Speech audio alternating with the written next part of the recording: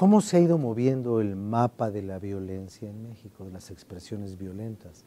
Hace unos años nos horrorizaba lo que estaba ocurriendo en Ciudad Juárez. Y de pronto hubo una especie de reacomodo que ha permitido más o menos tranquilizar, digamos, con el lenguaje de la propia delincuencia, tranquilizar o enfriar la plaza, ¿no? Pero de pronto Guerrero es crónica su circunstancia de violencia, sea violencia disfrazada de guerrilla, sea violencia disfrazada de otra cosa, o sea violencia institucional, como lo que pasó en Iguala, y de pronto vemos en Oaxaca como brincan, después hay asuntos en Chiapas, la violencia del zapatismo, que fue violento. Hay violencias legítimas, hay violencias ilegítimas. ¿Cómo es eso? Yo la verdad no sé. Yo considero, Rafael, si me permites, es que la violencia no es legítima en ninguna circunstancia. La violencia es una expresión que debiésemos de rechazar de antemano todos. Quizás lo que se puede legitimar bajo ciertas circunstancias es el uso de la fuerza y considerada esta como patrimonio exclusivo del Estado, no de particulares.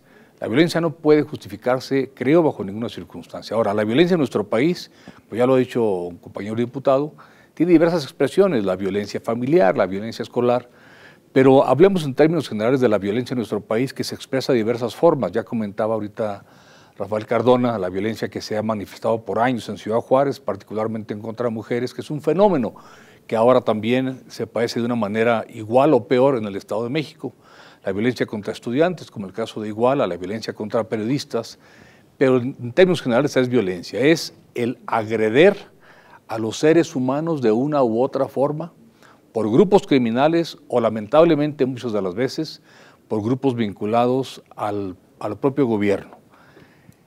Y aquí es importante destacar que en nuestro país tenemos una cultura que colabora con una idiosincrasia en la que somos medio broncos por naturaleza. Venimos de la formación del ¿qué me ves?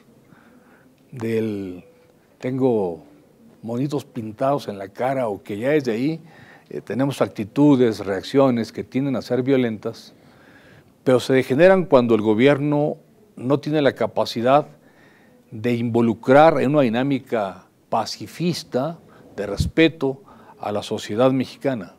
Cuando el gobierno, en lugar de poner como soporte fundamental de la estrategia de la no violencia, la generación de empleo, la mejor educación, pone como soporte de la estrategia para combatir la violencia el uso de las armas. Nuestro país, en los últimos años, en los últimos 2 sexenios, ha sido un país de puertas abiertas en todas sus fronteras a armas que vienen de manera legal o ilegal y que han venido a contribuir a la violencia, que es el tema que ahora nos preocupa. Me parece fundamental que en esto de la violencia o en este fenómeno los ciudadanos seamos conscientes de que mucho tenemos que aportar. No podemos asumirnos como personas que se quedan en el pobre papel de habitantes, que nacen, crecen, se reproducen y mueren esperando que el gobierno resuelva el problema de la violencia. Tenemos que ser parte de ese proceso, tenemos que exigirle al gobierno que haga lo suyo, a los legisladores que hagan su parte, pero también como ciudadanos todos tenemos algo que aportar, no prestándonos a las acciones que generan violencia desde las primeras etapas de nuestra vida. Creo que la mayor posibilidad de corregir este fenómeno en nuestro país está en los ciudadanos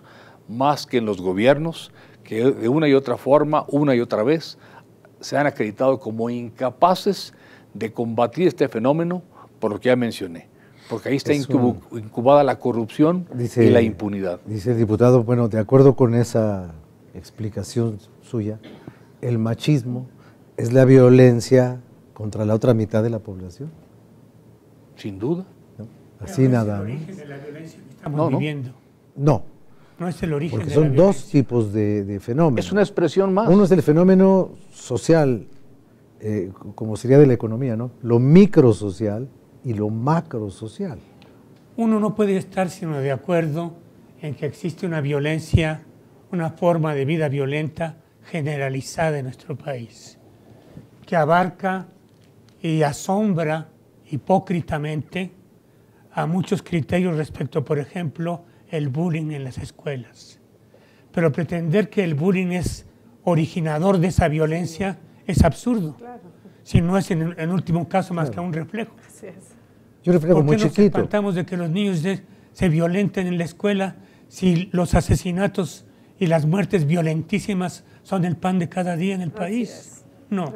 Yo creo que hay una violencia institucional que debe ser establecida como el origen. Esa violencia institucional consistió en declararle la guerra al narcotráfico, es decir, luchar con la violencia contra los violentos, sin tomar en cuenta que el narcotráfico es una empresa, antes que nada es una empresa ilegal si tú quieres, pero es una empresa. La guerra contra el narcotráfico pudo haberse ganado sin haber sacado un solo soldado a la calle, ni un policía, simplemente interviniendo los circuitos financieros de los narcotraficantes. ¿Y eso por qué no se hace? ¿Por qué no se intervienen los circuitos financieros para parar el verdadero poder del narco, que es el dinero, las carretadas de dinero que manejan?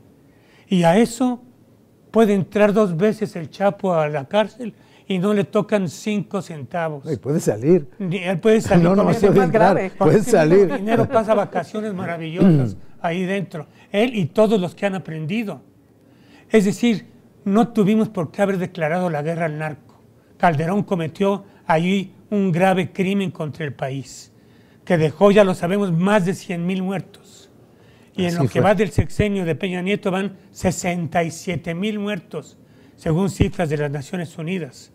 Vamos, 167,000 muertos en 9 años. Por favor, ciertamente, como tú lo sugieres, los números, cuando se dan de manera absoluta, no ayudan a comprender las cosas, incluso las despojan de su significado.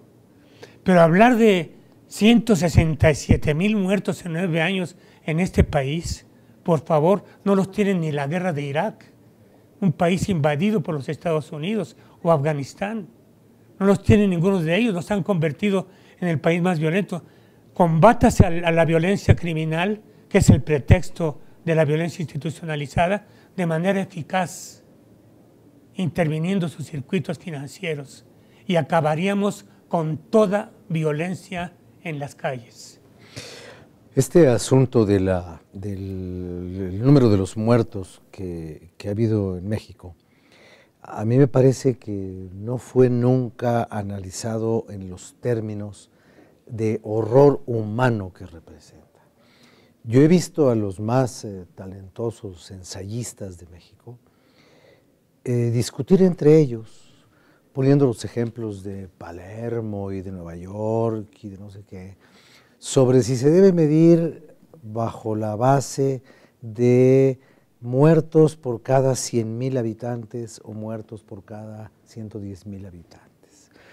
Y en la discusión de la metodología nos olvidamos de algo verdaderamente increíble, que es cómo puede un país vivir administrando el dolor de los que no se murieron.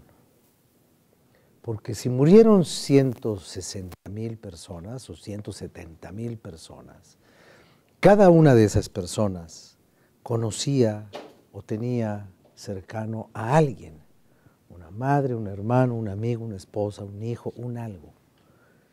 Si suponemos que cada persona tiene relación directa con otras 3 por lo menos, ya estamos hablando de 300,000 o 400,000 personas directamente afectadas. Y cada una de ellas, ¿qué hace con su pedazo de tristeza? ¿Y qué hace un país invadido por este desconsuelo generalizado en el que, al menos yo no sé si aquí podríamos hacer un pequeño sondeo con los que estamos aquí presentes, alguien haya sufrido, de los aquí que estamos sentados, un asalto? Yo no he sufrido un asalto, se los digo honestamente. Yo he sufrido 6. Okay.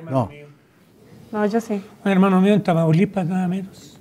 Pararon el autobús de donde él iba de Tampico a Ciudad Victoria, y bajaron a toda la gente, los narcotraficantes, los tiraron al piso. Y sufrió, por cierto, una experiencia inolvidable para nosotros y para nuestra vida, la de él. Uno de los narcotraficantes o de los asesinos que estaban allí armados había sido su maestro en la escuela primaria. Lo reconoció y lo perdonó. Lo reconoció y lo Entonces, perdonó. fíjense, aquí ya vamos 3. Yo con mis asaltos, porque no se los voy a contar, porque no vinimos a eso, ¿no? Pero la diputada también ya la asaltaron. Ya, también. Y qué bueno que lo puede platicar. ¿Usted también ya le pasó? ¿Qué le pasó? Ya me pasó, desde luego. A ver, ¿qué le hicieron? Bueno, yo he sufrido 2 asaltos a mis negocios. Yo, como dije, vengo del sector empresarial. Yo he tenido 2 robos, indiscutiblemente, y vengo del norte de Veracruz, como lo dije, donde los robos son de todos los días, a donde llegue la policía que llegue, Llega los robos 2 horas continúen. después. Anteriormente los robos eran normalmente en las noches, o eran cuando uno caminaba, o eran en su negocio. Hoy en día los robos son a las 7 de la mañana, entra gente armada a una casa, se llevan hasta las cámaras de vigilancia que muchas veces puede tener una casa. Hoy los robos en Veracruz son incluso a un estudiante que lleva un celular que a lo mejor vale 300 pesos. Vamos, la situación indiscutiblemente tiene un origen. El origen es la falta de empleo que hemos perdido, al menos en mi estado, a donde hemos perdido más de 100,000 empleos de acuerdo al Seguro Social. En mi zona de Poza Rica nomás hemos perdido 23,000 empleos, que son el 25% de los empleos que había hace solamente 3 años. No, y ahora todavía no hay un programa o no hay un fondo emergente para arreglar ese problema. Ahora, Eso es la petrolera, pues les va a ir peor. A los de Poza Rica, a los de Madero, con el precio a los del de petróleo. Minatitlán, a los de Campeche, y todo va para abajo. Si usted me lo permite, voy a interrumpir un poco, tenemos que hacer un corte y volvemos rápidamente.